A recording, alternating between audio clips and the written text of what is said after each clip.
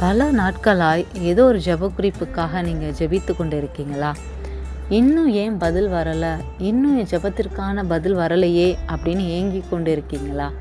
பிரியமானவர்களே, நம்ம ஜெபிக்கிற ஜெபம் கண்டிப்பாக நம்ம பெற்றுக்கொள்வோம் அப்படின்ற விசுவாசம் நமக்கு இருந்துச்சு அப்படின்னா நிச்சயமாக இந்த ஜெபத்திற்கு பதில் வருங்க.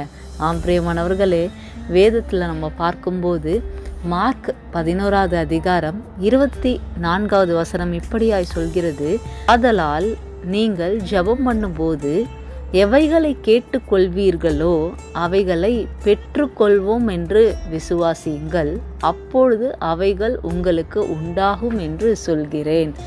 பிரியமானவர்களே, நம்ம ஜெபம் பண்ணும்போது எதெல்லாம் எந்தெந்த காரியத்துக்கெல்லாம் நம்ம ஜெபிக்கிறோமோ அந்த காரியம் நமக்கு நிச்சயமாய் நடக்கும் அப்படின்னு நம்ம பிலீவ் பண்ணும்போது, நம்பிக்கை வைக்கும்போது, விசுவாசிக்கும்போது நிச்சயமாய் அந்த காரியம் நமக்கு நடக்குங்க.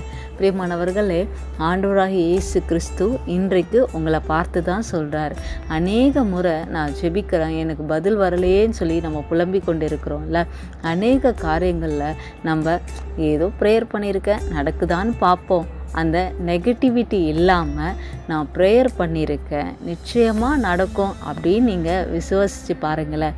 நிச்சயமாக ஆண்டவர் உங்கள் வாழ்க்கையில் எந்த காரியத்திற்காக நீங்கள் ஜெபிக்கிறீங்களோ அந்த காரியத்தில் உங்களுக்கு பதில் தரப்போகிறார். ஆமேன். God bless you. கர்த்தர் உங்களையும் உங்கள் குடும்பத்தாரையும் ஆசீர்வதிப்பார். ஆமேன்.